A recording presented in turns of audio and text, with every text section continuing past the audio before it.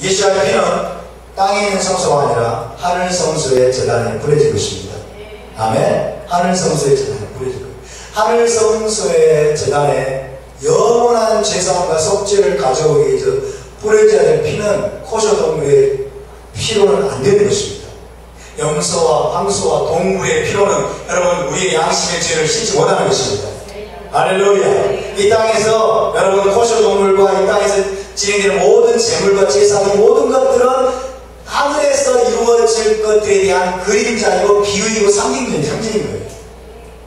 이해되십니까? 그걸 반사해서 보여주는 것이 뿐이에요. 근데 지금 유대교는 뭡니까? 땅에 있는 거 붙잡고 땅에 있는 거. 지금 사도들이 원하는 거예요. 하늘에서 이루어진 것을 이야기하고 있어요. 할렐루야. 궁극적인 희생제사, 궁극적인 제사함과 영생을 위한 예수와의 속죄사역을 여러분 토라의 언어를 가지고 비유적으로 상징적으로 사도들이 이야기하는데 이들은 속에 경이 있게 마음에 오게 못 알아보죠. 그렇죠? 왜? 실제로 못 쳐버려요. 토라의 궁극적인 차원을 못 쳐버려요.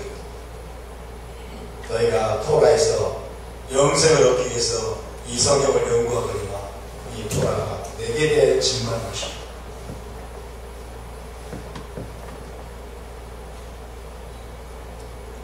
말귀를 못 알아보는 거죠. 말귀를 못 알아보는 사람처럼 참 답답한 사람이 있어요. 말이 안 통해요. 말 때문에 못 알아볼까요? 교만해서. 교만해서 능짜리 토라의 이 기회를 가득 차가지고 자기들이 토라를 한다고 생각합니다. 토라를 지켜왔다고 해도 자기 이가 늘 교만하게 만드는 거예요. 예수님은 왜 죽으셨습니까? 자, 이사야서 53장 11절을 보십시오. 시작. 그가 자기 영혼의 수고하면서 보고 만족하게 이룬 것이다. 나의 의로운 종이 자기 지식으로 많은 사람을 의롭게 하며 또 그들의 죄를 친히 담당하지. 아까 여기가 뭘 부정한다고 그랬어요? 다른 사람의 죄 때문에 누가 죽을 수 없다는 거죠. 그죠? 각 사람은 자기 죄 때문에 죽고 자기의 죄를 가지고 자기 용서가 된다. 이게 유대교의 주장이라고 말씀드렸습니다. 그러나 여러분 초기 유대교의 신앙을 봅시다. 초기 유대교의 신앙을 보면요, 하나님은 정의로우시다 시작합니다. 맞습니까? 하나님은 공의로우십니다. 아멘. 하나님은 정의로우신 분이십니다. 자, 이 유대교 신앙에 따르면 하나님은 의로우시고 세상에서 엄격하게 정의를 집행하는 분이시죠. 세상에서 엄격하게 정의를 집행하시는 분입니다. 논의는 논, 이해는 이해 원칙을 주셨습니다. 그렇죠? 그래서 사람을 죽인 자는 반드시 죽일지니라. 그렇죠? 이를 뺀 자는 거기에 상응하는 대가로 보상할지니라. 엄격한 공의의 법칙을 토라를 통해서 주셨어요. 그렇기 때문에 하나님은 정의로우시기 때문에 세상에서 엄격하게 정의를 집행하시는 분이다. 그 원칙에 따라서 의인은 보상을 받고 악인은 형벌을 받는다. 이 원칙이 토라와 선지서와 성문서에 분명하게 계시가 되어 있습니다. 그럼에도 불구하고 문제는 현세에서 악인이 형통하고 의인이 고난을 당하는 경우가 빈번하다는 거예요. 현실을 보면. 그렇죠? 하나님은 공의로우신 분이고 정의를 집행하시기 때문에 여러분 악을 행하면 벌을 받고 죄를 지으면 형벌을 당하고 그 다음에 선을 행하면 보상을 받고 높아지고 이런 일들이 이 세상에서 이루어져야 되는데 현실 보면 안 그렇다는 거예요. 정반대로 악인이 형통하고 업무 술수를 해야 하는 자들이 막 높은 지위에 올라가고 그 다음에 의인들은 찢어지게 가난해가지고 고난당하고 이런 일들이 빈번하게 일어나는 거예요. 이어 보면서 바리새인들이 여러분 발견해낸 교리가 있습니다. 그게 뭐냐면 내세에서의 보상. 내세에서 이 땅에서 보상을 받지 못한다고 할지라도 다음 세상에서 죽은 이후에 하나님께 반드시 보상을 받는다.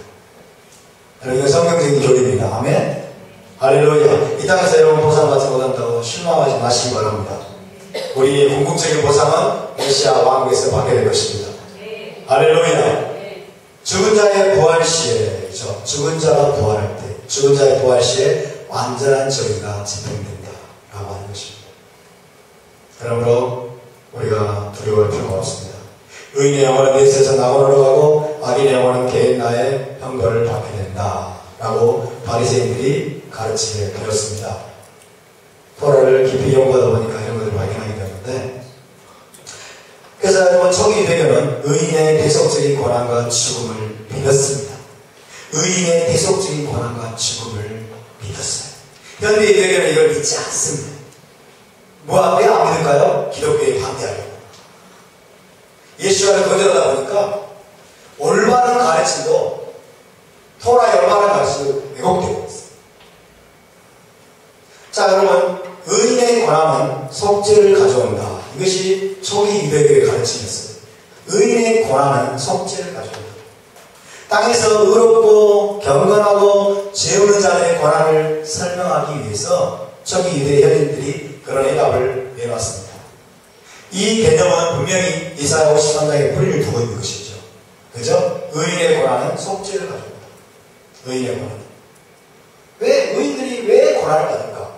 정말 의롭게 살고, 정말 경건하게 살고, 정말 죄와 상관없이 살고 있는 자들이 왜 고난을 당하고, 왜 핍박을 당하고, 그럴까?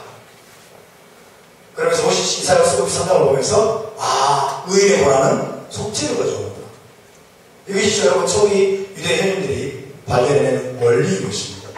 그래서 이렇게 설명합니다. 자, 보세요. 고난은 죄에서 기인한다. 그렇다면 의인은 누구의 죄로 고난을 받는가? 그들은 의로움으로 자신의 죄가 아니라 타인의 죄로 인해 고난을 받는 것이다. 마찬가지로 죽음도 죄로 인한 것이다. 죄의 싹은 사망이기 때문이다. 그렇다면 의인의 죽음도 타인의 죄로 인한 것이다.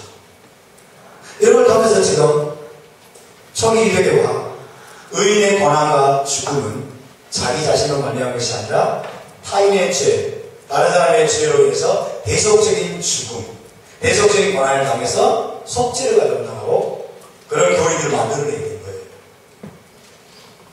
이해되십니까? 자, 신뢰를 들어보겠습니다. 이걸 가르치는 아피들의 신뢰를.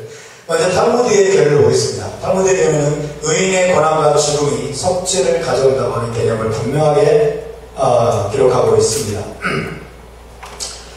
자, 모에드 카타를 보면 왜 미리암의 죽음 이야기가 붉은 암송아지 제법 다음에 위치한가?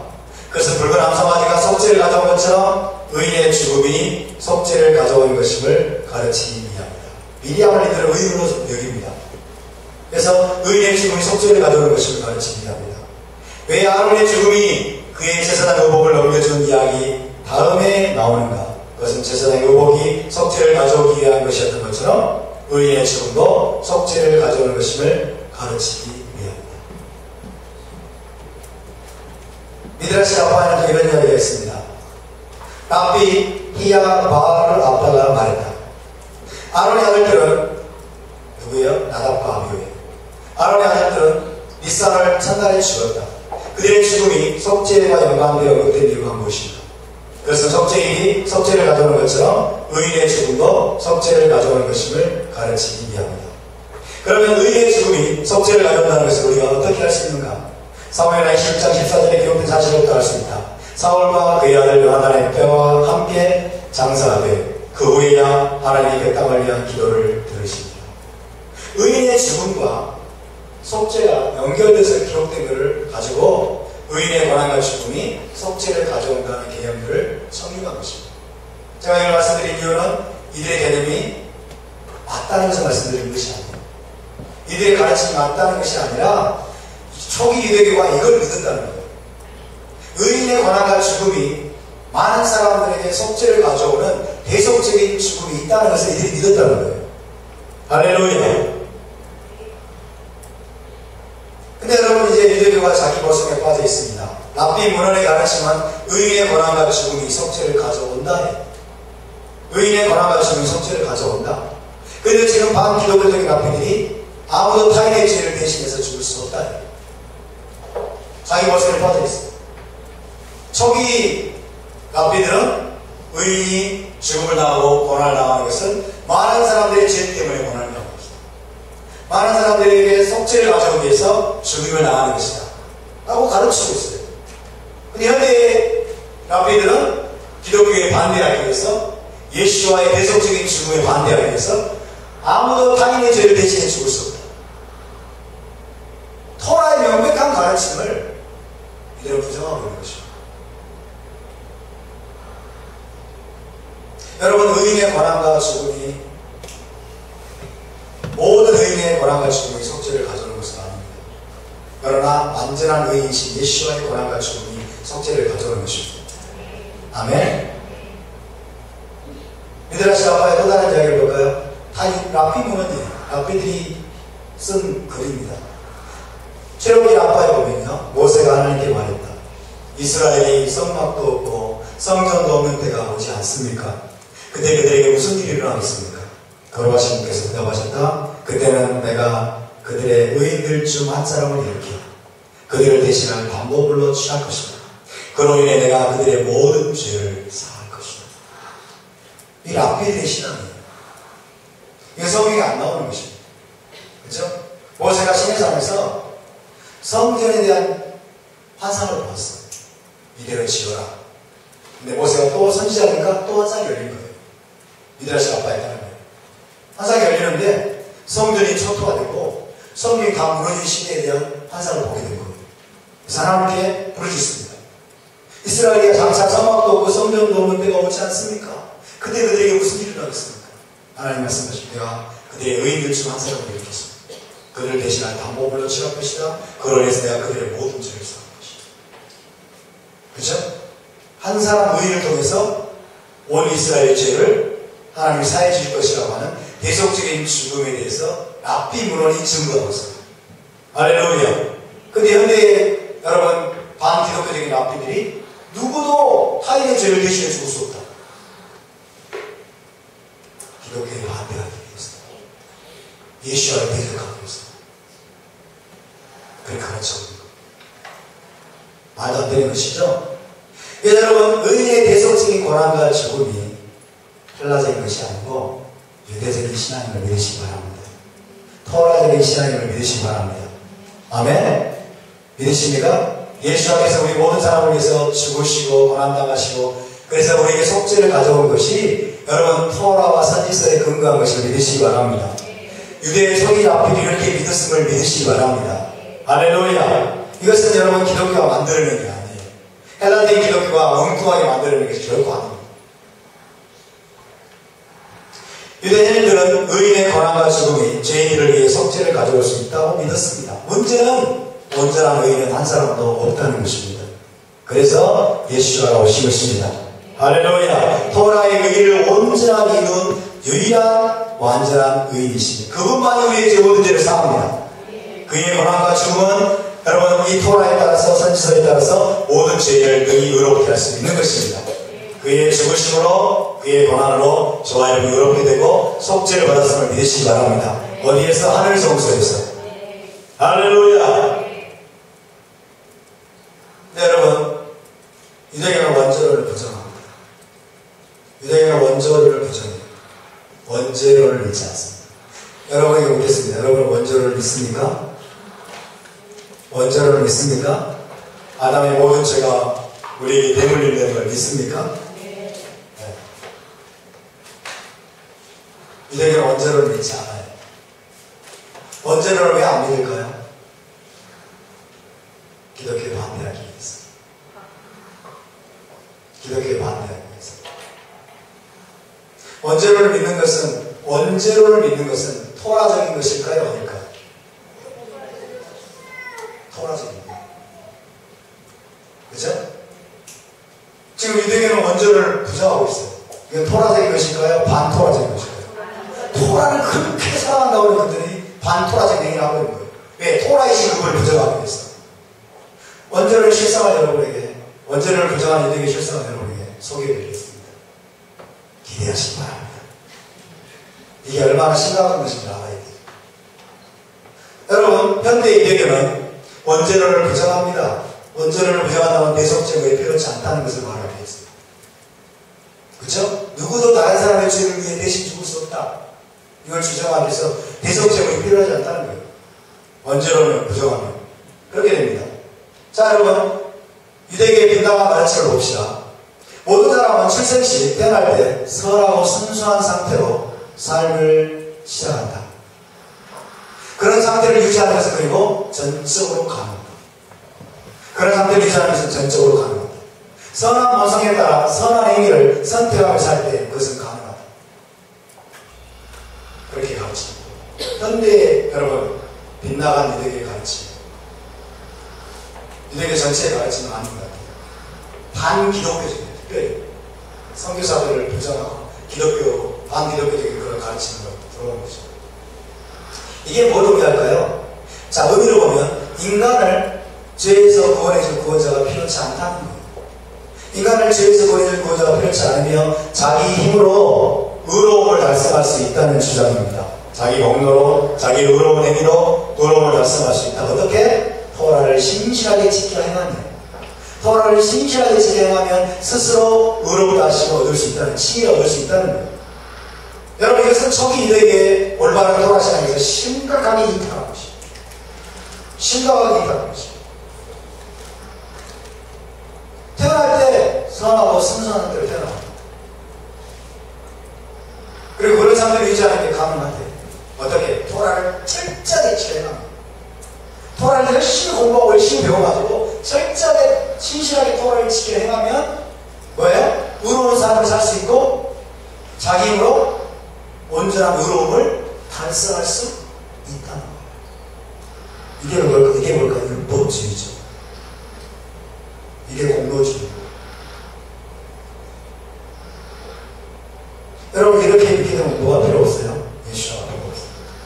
대속죄는 필요 없어요. 우리 죄로부터 우리를 건져줄 구원자가 필요 없어요. 예수가 필요가 없어요. 이거는 여러분, 초기 유대교의 가르침이 아니에요. 역사적으로 기독교를 반대하기 위해서, 반박하기 위해서 만들어낸 잘못된 논리입니다. 여러분, 원죄를 믿지 않는다면 우리는 예수가 필요 없어요. 그러나 사도들의 신앙은 무엇입니까? 모든 인간은 죄인이에요. 그래서 대속죄가 필요합니다. 우리는 다 죄인이기 때문에 스스로를 구원할 수가 없습니다. 믿으십니까? 사도들만 그렇게 믿었을까요? 다윗의 글에 뭐라고 되어 있습니까? 의인은 없나니 하나도 없다. 다윗의 신앙이에요. 의인은 없나니 하나도 없다. 아멘? 우리 사도들의, 여러분, 사도 바울은 당대 최고의 유대교의 랍비였습니다. 바리새인 랍비였습니다. 믿으십니까? 당대 최고의 랍비였어요. 최고의 랍비가 가르침을 봅시다. 그분이 예수와를 만나면서 여러분 가르침을 보면 이렇게 되어 있어요. 로마 3장 23절 있습니다. 시작. 모든 사람이 죄를 범하였음에 하나님의 영광을 받지 못하고. 모든 사람이 죄를 범했다. 로마서 5장 12절 14절 있으면 시작. 그러므로 한 사람으로 말미암아 죄가 세상에 들어오고 죄로 말미암아 사망이 들어왔나니 이와 같이 모든 사람이 죄를 지었으므로 사망이 모든 사람에게 이르렀느니라. 그러나 아담으로부터 모세까지 아담의 범죄와 같은 죄를 짓지 않은 자들까지도 사망이 왕노릇하였나니. 할렐루야. 이게 토라적인 관점입니다. 아담 한 사람 때문에 죄가 세상에 들어오고 아담과 동일한 죄를 짓지 않는 모든 사람들도 죄에 물들었고 사망 가운데 있게 되었다. 그래서 하나님이 아들을 보내주신 것입니다. 아멘? 이것이 사도들의 신앙일 뿐만 아니라 이것이 진짜 토라적인 것입니다. 아멘? 이게 진짜 토라적인 것입니다. 그래서 여러분, 예수와는 존귀한 어린 양을 오셨습니다. 자, 계시록 5장 12절 수정되어 있습니다. 시작.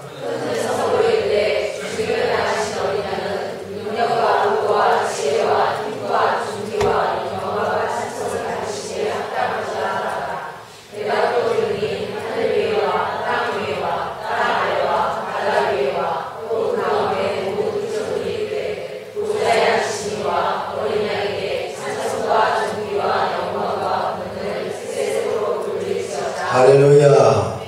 예수와는 완전한 의인으로서 제게로 나가신 어린 양이십니다. 오직 예수와의 죽음만이 여러분 모든 사람의 죄를 사하실 수 있습니다.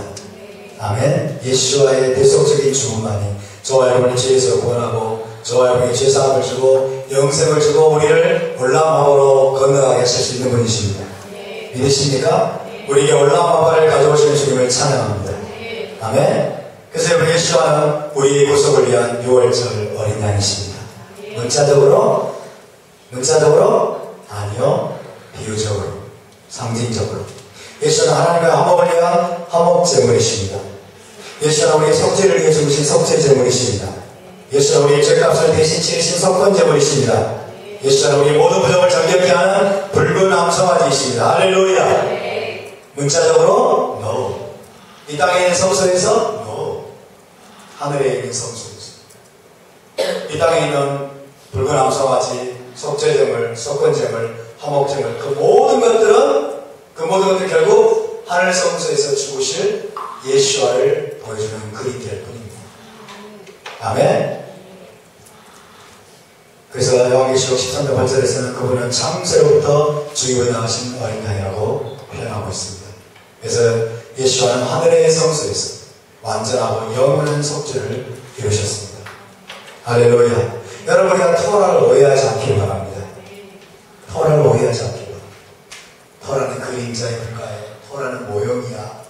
이 실체가 왔기 때문에 이제는 토라가 필요 없어졌고, 이제 복음 폐해졌고, 토라는 죄를 보여주는 것일 뿐이고, 이제는 예수만 보면 돼. 예수님만 잘 믿으면 돼. 어떻게 잘 믿나?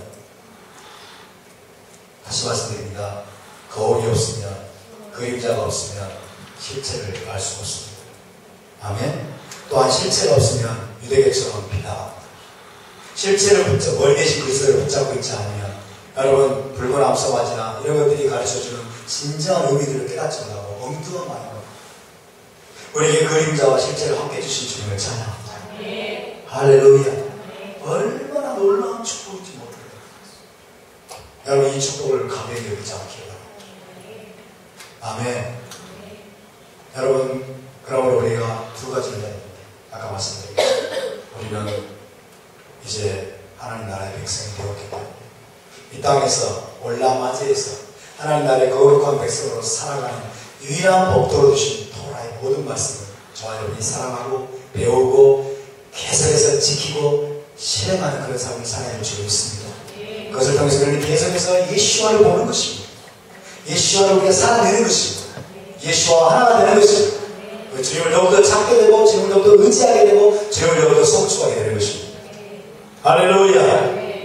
그와 같은 여러분 아름다운 토라 신앙을 유지하고 우리가 주님 오심을 기다리며 준비하는 메시아의 신부가 될 수 있기를 주님의 이름으로 축복합니다. 할렐루야. Behold the Lamb of God who takes away the sin of the world.